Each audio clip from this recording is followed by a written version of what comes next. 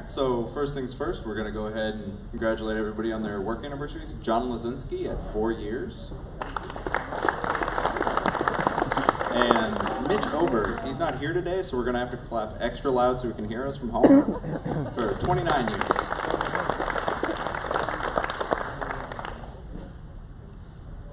Also, we want to go ahead and welcome our new team member, Scott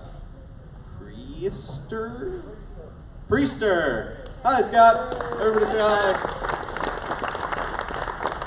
We're glad to have you here. All right, next up, I'm going to hand this off to Lynn. She's going to go ahead and give us a presentation. Can you do it for me? Because I have too many hands. Of course. Okay, I have to tell you that I'm going to have to look at the slides because I don't have all this memorized. We just did it yesterday. So you've heard a lot about coronavirus lately. The other name for it is COVID-19. If you look it up online, you'll see that that's the same thing. Go ahead, Jake. So there's a lot of hype out there. And I don't want to make light of it, but it's not all like it says. Go ahead. So as we know it today, there are 123,000 confirmed cases of coronavirus worldwide. In the States, there's about 1,215. It depends on where you look, but that's what the CDC says, so we're going with that. 36 have died. All agree that they're the hot zones, the places where there are the most cases in the US, are New York, California, Washington State, and Washington, D.C. So if you have travel planned there, think it through. Do you have to go? Flu and COVID spread at about the same rate. For every one person who gets sick, another 2.5 people are infected. To put that in perspective, flu, the mortality rate is about 0.01%.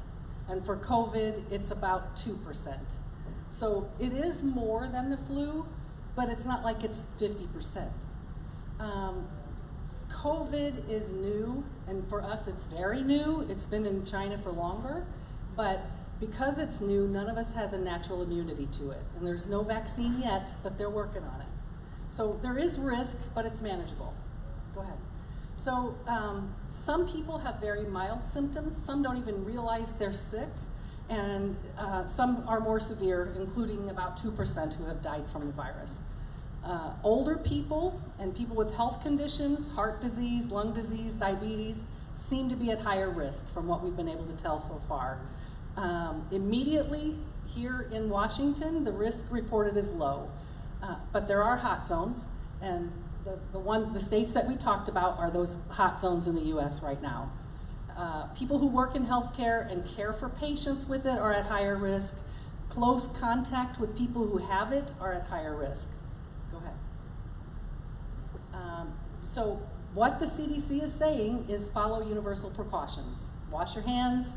Don't touch your face unless you just washed your hands. After you touch your face, wash your hands again. And do it for about 20 seconds, like Tom said last week. Any surfaces that you have in common with other people, you're going to want to clean more frequently. So we are cleaning the bathrooms more frequently, cleaning the door handles more frequently, making things available so you don't have to touch things that other people have touched. But in your own work area, you might want to pay more attention. They are telling us that Lysol and bleach will kill it. Don't share your food, don't drink out of the same straw, don't use the same fork. The idea is just to contain the spread of the virus. If you have a fever of 100.4 or higher, we want you to stay home. And I know this is new. I know we're telling you something that sounds like a lot, but we want to protect everyone here. We want everyone to have the safest possible work environment. So if you have a fever of 100.4 or higher, we want you to stay home until you have had at least 24 hours with no fever and no meds. So if you're tested for coronavirus, if your doctor asks you to be tested and you don't have the results yet, because I'm told it could take 48 hours to get results, stay home until you get them. And not until you're completely clear of it do we want you to come back. If you're sneezing, coughing, having trouble breathing, and I know you're all looking at me and going, you've been doing that for a month, but don't wait. Call your doctor. Make sure that you're okay. Get tested if you need to. Find out what's going on. But we don't want you here if you're going to infect other people. So if you test positive, please stay home for the 14 days that they recommend. It's a self-quarantine. We don't know what's going on with you unless you tell us. We have to trust that you will do that. If you are symptom-free for at least 48 hours, or the doctor says you are no longer contagious, then you can come back. Typically, it takes about 14 days to get through it if you get the virus. So if you have these symptoms, don't come to work and see your doctor. So Tom Inger is putting some stuff. Tom, do you want to talk about this or you want me to? Oh, they're going to yell at you or me. So. Okay, it doesn't matter. So we're putting placards about coronavirus in all the bathrooms so you can learn about the disease in more detail. We're going to have disinfectant wipes in every bathroom so you can wipe off the handle of the faucet, you can wipe off the door handles, whatever you want to wipe off before you touch it. There'll be hand sanitizer available. There always has been, but it'll be more available now. Tom is working on replacing all the drinking fountains with a fountain that you can fill a bottle. And we're going to make sure everybody has bottles. Cool bottles. They're cool. Cool bottles, Tom says. Right. We're also going to replace all the open freezers. You know how we have the bags of ice with the scoop? That's probably been unsanitary for a long time, but now we're really focused on it. So we're going to get rid of all of that and replace those with ice machines, where you just put your cup underneath it and it fills. And they'll be on a maintenance schedule, and somebody will clean them regularly. Okay, so also, you know, we've talked about this. Tom's been talking about it. We got to be more careful about what we're eating and where. So no open containers of food, no open containers of drink anywhere near your shop floor. If you're working, that stuff needs to be away from you and closed. It's an OSHA rule, but in this case, it's really going to protect you. You don't want the droplets that are in the air or the things from the welders or the dust that's in this room to be in your food, because it could all be contaminated by somebody who doesn't even know they're sick yet. So use your judgment. We know you all have good judgment. Wash your hands and don't eat and drink on the floor from open containers. You can have something with a straw and a lid, but not an open can, not an open glass, not something with no lid on it. Okay, so what's going to happen is we want you to follow this protocol that we've laid out, and we know that it could put you at a disadvantage. So we're going to do some things to make it possible for you to do this. We will auto-qualify you for FMLA if you think you have the virus or you need to self-quarantine because you've been exposed. So you won't have to fill out paperwork. We're going to trust you when you say that this is what's going on. We need everybody to demonstrate integrity. We know there will be people who abuse it, but it's the same people who abuse the rules we have now. So we trust everybody to do this. You will not receive attendance points if you have to be out because you think you might have or you do have this virus. You will not be required to use your PTO. It's unpaid if you don't use your PTO, but you'll still qualify under FMLA even if you haven't been here long enough to qualify for FMLA. If you have to be out for more than 8 days, you might qualify for short-term disability. And I'm saying it that way because if you are not really infected, the short-term disability insurance company might not go for that. But if you're actually infected and you have to be out for 2 weeks, you'll at least get paid for part of it with short-term disability. We need you to be at work when you're healthy, but we don't want you to be here and making other people sick. Okay, somebody else put that up there. There's two other things I want to say. We have some people here who are at high risk. And the high risk factors are if you are over 60, if you're pregnant, if you've had chemo, if your immune system is compromised, or if you have breathing issues, COPD, emphysema, asthma, allergies. So we have some people in our work family that are really at risk. So we're asking you to take care of them like you take care of your own family. Don't expose them. Stay away from them if you even think you have a head cold. Okay?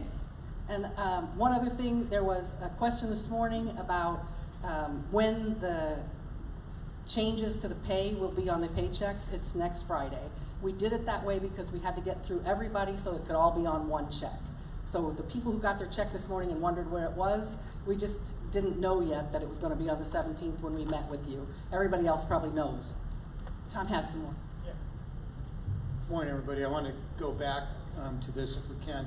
I want to talk about travel for a minute. There's a lot of people who aren't involved in travel, but there's some that are. And so from a travel perspective, I would really be careful about how and how much you travel and where you travel to. For sure, don't go to those hot spots. New York, California, Washington, D.C., and in Washington State. Do not go there. Okay, we will, if we need to deal with customers, we'll deal with customers, but we aren't going to go there. If you're traveling elsewhere, if you can drive, it's better, right? The airplanes, they have HEPA filters on them, and they circulate the air, and the air, they do a good job of filtering all that. But if you're sitting next to somebody who's sneezing all over you, that's going to be a problem. So we ought to be careful about where we travel and how we travel. And if you choose not to travel, for example, there's some people, I was supposed to go to Chicago next week. I'm not doing it. I'm going to do it by phone because I don't want to put my family at risk and my aging in-laws and stuff at risk. So I'm not going to do that. So we'll do as much as we can by phone. Use your good judgment on whether you're going to travel or not. Okay. This open container we talked about, open food, we talk about it in the factory, and it's an OSHA law for the factory, so we have to do it. I would encourage the office to do the same thing, right? Don't have open food or open containers at your desk.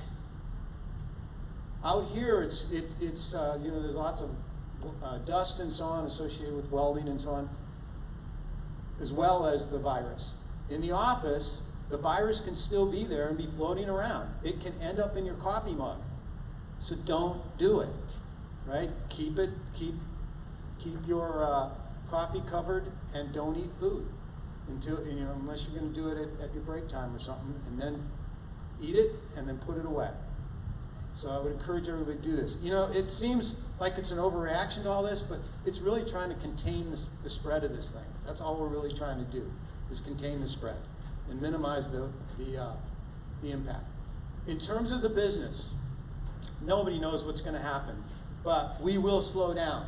The world has slowed down. And you can all see that in the news. It's going to slow down. The question is, will it be a V-shaped recovery? So we're going down. Are we going to go up at the same rate that we went down? We don't know that yet, right? So we're not taking really any business actions here right now, and hopefully we won't have to. And I don't even know what those might be, but we're not doing anything. We're going to wait this out, and we're going to see where we end up. But our hope is that we're going to have a nice V-shaped recovery. But in the interim, we may be short of work. If we're short of work, then we'll have to deal with that. There's a lot of improvement work we can do around here. There's a lot of things we can do. So we'll be planning on that, because April looks a little light right now. And so we'll see where we go with that. But we won't be taking any action other than improvement type work probably in the April timeframe. I'm sorry? And training. Training. Yeah, we got training. There's a lot of things we can do.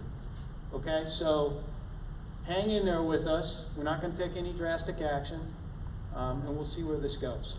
But we will slow down. Everybody's going to slow down. Okay? Patty came up and corrected me, so I didn't tell them that. So all the stuff for the payroll got entered, and it will go in effect. It goes in effect on the 17th, but it won't actually be on the check until, what'd you say, the end of the month? So I was wrong about that. I need to make sure everybody heard that. So, are there any questions anybody has about the virus? They have at this point? Hey, Tom. Yeah. If you say you did have any self-notification or something, Yeah.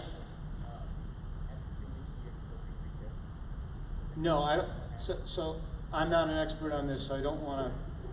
Dean's asking if you get it and you wait your 2 weeks and your symptoms are gone, do you have to go get retested? I don't think so, but you need to ask a doctor on that. So I'm certainly not a doctor. But you don't have to bring a return to work slip that says you got tested. If Yeah. that's your real question. Yeah, I mean, most everybody in here, unless you are health risk, you will get through this even if you get it. But there are people who you know, will struggle because of underlying health problems, and that's the concern.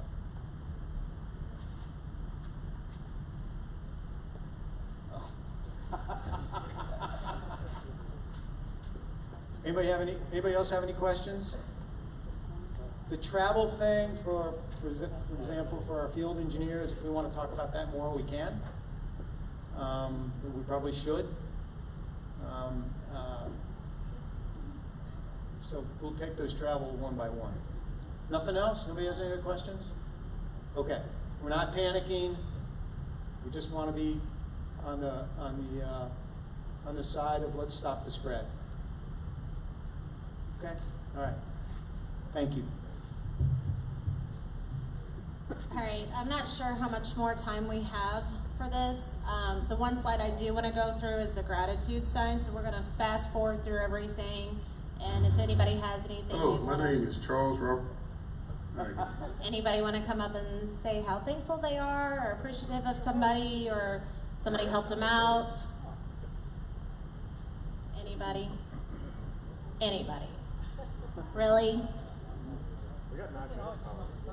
We can. I'll come up with something. So this past week during the 2-second lean, I have come up with wanting to start introducing Glenn's contractors. Everybody knows who they are. I want to be one Clemco, so my thought was to start introducing them to the slides, and you will start seeing presentations from them as well. So that's kind of my gratitude that my team on the 2-second lean was willing to help me out and start getting that set up. So. I just wanted to say thank you to Lynn and Tom. They all worked together and put that slideshow together for us. I know there's been a lot of concerns rolling through the plan, so it's just really nice to hear that we are looking into it and we have addressed it in some way. Thank you. Anyone else like to share anything they're grateful for? There we go. Wow, it's really popular today. Okay, so we talk about the virus, we talk about travel, and Tom mentioned the field service engineers, and I think about it often, just how much they do travel, and they're really the face of Clemco for the customer, along with the great equipment that they get. So I'm grateful for everything that they do and how they represent Clemco.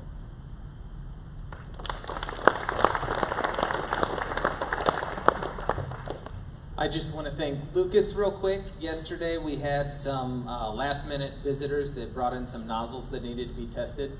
And I know he was pretty busy with other stuff, but he still made time to help me get that done with the visitors that came to see us. So thank you, Lucas. All right, any further gratitude?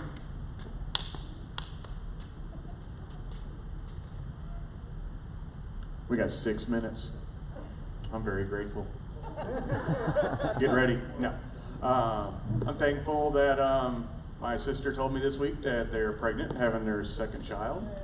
So I'll have another niece or nephew, and it always helps because I'm not having kids. So it puts the pressure off of me.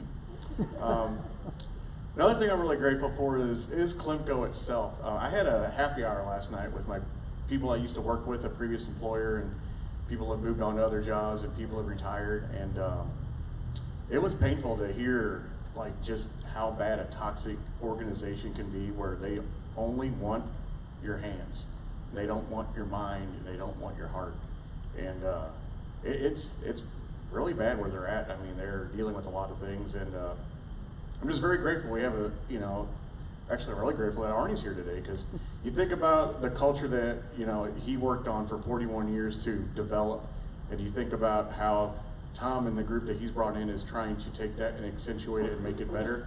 And we've all had friends and family that have worked in really bad places, and it was just really good to see that we actually have a really good place that we work where they give a damn about you. So I'm grateful for that.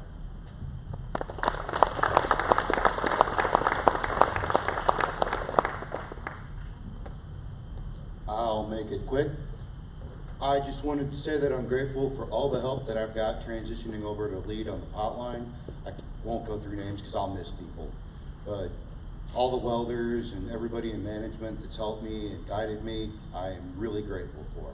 Because I don't think I could do it without everybody else helping me out. Thank you. All right, would anyone else like to speak of any gratitude they have today? Alrighty, that'll end our 2-second lean. Thank you very much.